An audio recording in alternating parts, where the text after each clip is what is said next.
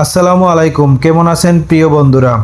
আজকে আমরা রান্না করব সহজ উপায়ে মুরগি দিয়ে আলু রান্না।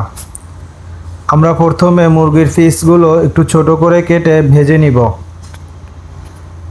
বন্ধুরা, আমার এই ভিডিওর চ্যানেলটি যদি আপনাদের ভালো লাগে অবশ্যই সাবস্ক্রাইব করে বেল আইকনটি বাজিয়ে দিবেন। আপনাদেরকে আরও সুন্দর সুন্দর ভিডিও দেওয়ার চেষ্টা করব।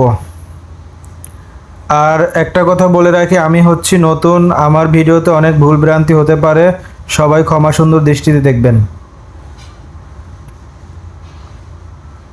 বন্ধুরা, আমরা মুরগি ভেজে নেওয়ার পরে এখন আলুগুলো হালকা করে ভেজে নিব। আলুগুলো যদি আমরা ভেজে নেই তাহলে খেতে আরও সুস্বাদু লাগবে। এরপর যে ভাজা তেল আছে ওই তেল আমরা এক সাইডে রেখে নতুন রান্নার তেল ব্যবহার করব। প্রথমে পেঁয়াজগুলো ভেজে নিব। পেঁয়াজগুলো ভাজা হয়ে গেলে পর্যায়ক্রমে মশলাগুলো দিয়ে দিব।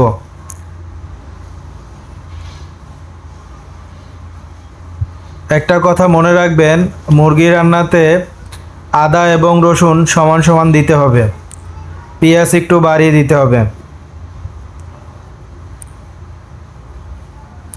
বন্ধুরা, আমরা মশলাগুলো হয়ে গেলে একটু পানি দিয়ে ভালো করে কষিয়ে নিব।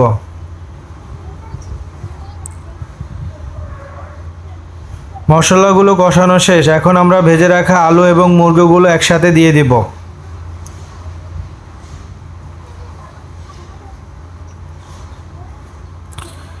5 মিনিট ধরে আলু এবং মুরগিগুলো ভালো করে আমরা কষিয়ে নিব।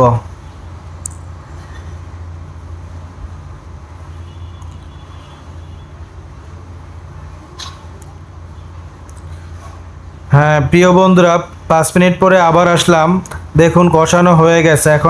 এখন আমি এর মধ্যে পানি অ্যাড করে দিব। পানি এমন পরিমাণে দিবেন যাতে করে 10-15 মিনিট সিদ্ধ হওয়ার পরে পানিগুলো আবার টেনে যায়।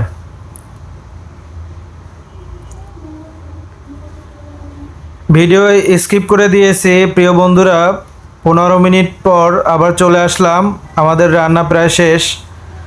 বন্ধুরা, ভিডিওটি ভালো লাগলে অবশ্যই লাইক কমেন্ট শেয়ার করে দিবেন।